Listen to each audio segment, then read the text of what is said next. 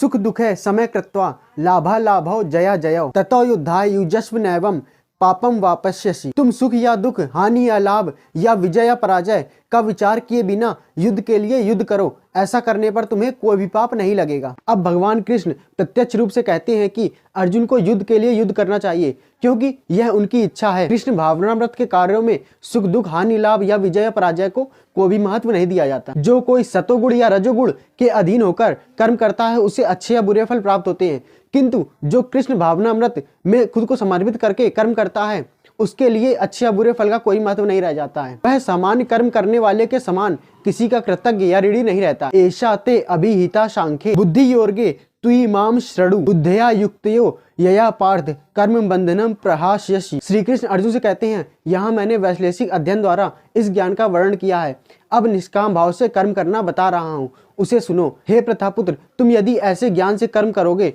तो तुम अपने आप को कर्मों के बंधन से मुक्त कर सकते हो। वैदिक कोश निरुक्ति के अनुसार योग का अर्थ है इंद्रियों का निग्रह। अर्जुन का युद्ध न करने का प्रस्ताव इंद्रिय तृप्ति पर आधारित था। उसने सोचा कि धृतराष्ट्र के पुत्रों अर्थात अपने बंधु बांधवों को मारकर राजभोग करने की अपेक्षा वह उन्हें जीवित रखकर अधिक खुश रहेगा। उन्हें जीतने से प्राप्त होने वाला सुख तथा स्वजनों को जीवित देखने का सुख दोनों ही इंद्रिय तृप्ति के धरातल पर एक हैं, क्योंकि इससे बुद्धि का अंत हो जाता है। नेहा भी क्रमना सो अस्ति प्रत्यवायो न विद्यते स्वल्पमप्यस्य धर्मस्य त्रायतो महतो भयात। इस प्रयास में न तो हानि होती है और न ही हास, अपितु इस पथ पर की गई अल्प प्रगति भी महान भय से रक्षा करती है। कर्म का सर्वोच्च दिव्य गुण कृष्ण भावनामृत में कर्म या इंद्रिय तृप्ति की आशा न करके कृष्ण के हित में कर्म करना है। ऐसे कर्म का लघु आरंभ होने पर भी कोई बाधा नहीं आती और ना ही ऐसे कर्म का कभी विनाश होता है। भौतिक स्तर पर प्रारंभ किए जाने वाले किसी भी कार्य को पूरा करना होता है,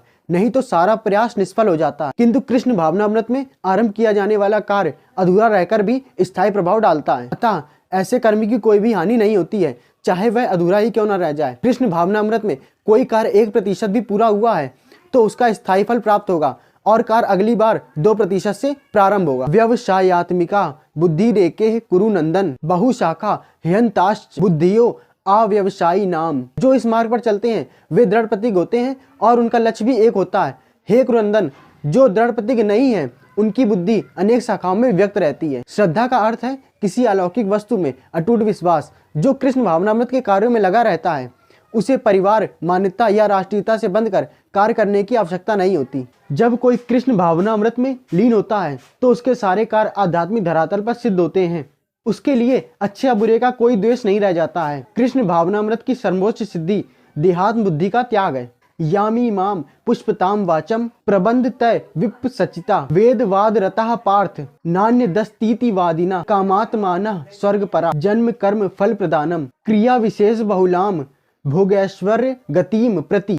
अल्पज्ञानी मनुष्य वेदों के उन अलंकारिक शब्दों के प्रति अत्यधिक आसक्त रहते हैं जो स्वर्ग की प्राप्ति, अच्छे जन्म तथा शक्ति के लिए विविध सकाम कर्म करने की संस्तुति करते हैं। इंद्रिय तृप्ति तथा ऐश्वर्यमय जीवन की अभिलाषा के कारण वे कहते हैं कि इससे बढ़कर और कुछ भी नहीं है। बहुत से लोग अज्ञान के कारण वेदों के कर्म कांड में बताए गए सकाम कर्मों के प्रति अत्यधिक आसक्त रहते हैं। वे स्वर्ग में जीवन का आनंद उठाने के लिए इंद्रिय तृप्ति से अधिक और कुछ भी नहीं चाहते, जहां मदिरा, तरुणियां तथा भौतिक ऐश्वर्य सर्वसामान्य। जिस प्रकार मूर्ख लोग विषैले वृक्षों की ओर आकर्षित रहते हैं, उसी प्रकार अज्ञानी व्यक्ति इंद्रिय भोग तथा ऐश्वर्य की ओर आकृष्ट रहते हैं। भोग ऐश्वर्य प्रसक्ता नाम तया पह तचेत साम व्यवसायत्मिका बुद्धि समाधौ न विधीयते। जो लोग इंद्रिय भोग तथा भौतिक ऐश्वर्य में अत्यधिक आसक्त होने से ऐसी वस्तुओं के प्रति मोहग्रस्त हो जाते हैं, उनके मन में भगवान की भक्ति के प्रति दृढ़ निश्चय नहीं रह जाता। समाधि का अर्थ है स्थिर मन।